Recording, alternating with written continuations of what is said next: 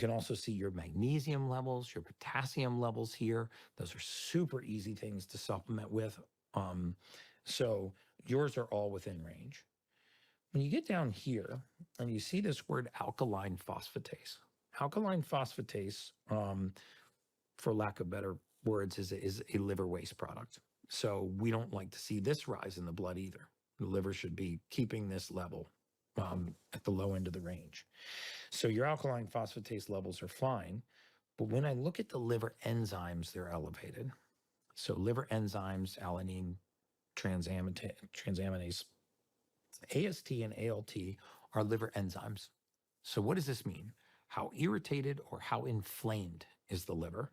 So one of the supplements that Dr. Sartor recommended for you is milk thistle, selenium. Maybe we could even put the supplements she recommended right in the show notes. So if people have these kinds of conditions, the other thing that's really good for elevated liver enzymes is glutathione, the master antioxidant in the human body. The liver makes glutathione. It's the master antioxidant in the body. It resides in every single cell in the human body. And when the liver gets stressed, it reduces its production of glutathione. So the milk thistle and the liver support that she's putting you on from Thorne, it's a company called Thorne, which I have no affiliation with, should help to address this slight amount of inflammation that you've got in the liver. Well, what would be causing that inflammation? So the main offender is alcohol. I know that's not the offender in you. But the main offender for liver inflammation is alcohol, because it's not the alcohol itself, it's what the alcohol becomes. Alcohol is converted into something called acetaldehyde, which makes your blood pH very low, very acidic, and this irritates the liver. But don't forget, the liver's filtering out everything. The liver is like, if you want any organ on Team Ryan, you want the liver. Right? It can take over the function of other organs. It makes cholesterol.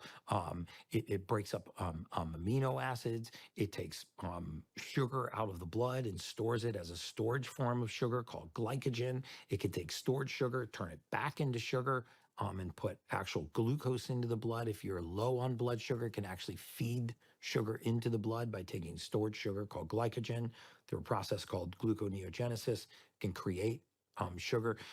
This is filtering out pharmaceuticals, acetaminophen, Tylenols, ibuprofens are very difficult on the liver. Lots of pharmaceutical compounds put pressure on the liver. And then, of course, all of the major offenders like the seed oils and the highly processed foods put a lot of pressure on the liver to filter those things out. Pesticides, herbicides, insecticides, glyphosates, preservatives. This is why I tell people, try to shop the perimeter of your grocery store. Stay out of the aisles as much as you can, because that's where you're going to get the processed nonsense.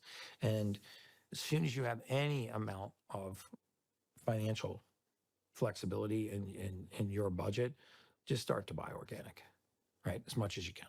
Mm-hmm.